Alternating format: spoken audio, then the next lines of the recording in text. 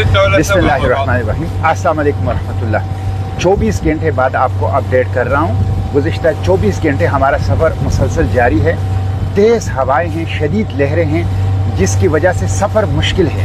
इस तेज़ हवाओं शदीद लहरों की वजह से हमारी किश्ती के बादबान का एक होल्डर टूट गया, जिसकी वजह से हमारे सफ़र में मुश्किलात आई।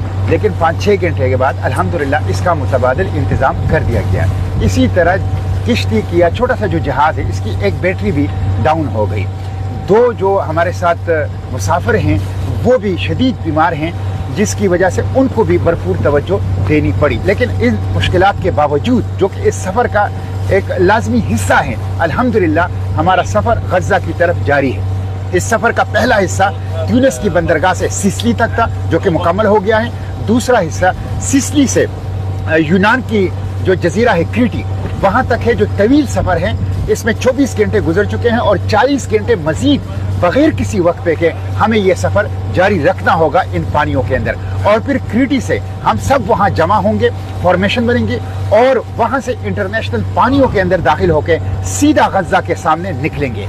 इंशाअल्लाह इस तीसरे मरहले फैसला कुल मरहले की तरफ हम बढ़ रहे हैं। हम इंशाअल्लाह गज़ा पहुँचेंगे, नाकाबंदी तोड़ेंगे, इमदाद पहुँचाएंगे और इस जेनोसाइड के सामने खड़े होंगे। जो ज़ोयनिस्ट अपार्थाइड रैशिस्ट जेनोसाइडल रिजीम है, वो धमकियां दे रही है कि फ्लोटेला को दहशतगर्द हैं और इनको दहशतगर्दों की तरह डील किया जाएगा। इसके खिलाफ आवाज उठाने की जरूरत है। आवाज उठाएं, हुकूमत पाकिस्तान को जगाएं, आलमी बिरादरी को पाकिस्तान की हुकूमत के जरिए से जगाएं कि वो फ्लोटेला को तहफ़्फ़ुज़ दें। फ्लोटेला को तहफ़्फ़ुज़ देना, प्रोटेक्शन देना, जेनोसाइड को रोकना है। तो दुआएं भी करें दिन रात कि बगैर किसी हादसे के, मुश्किल के, नुक्स के, फॉल्ट के हमारा ये सफर वो क्रीटी तक और फिर गज़ा तक जारी रहे।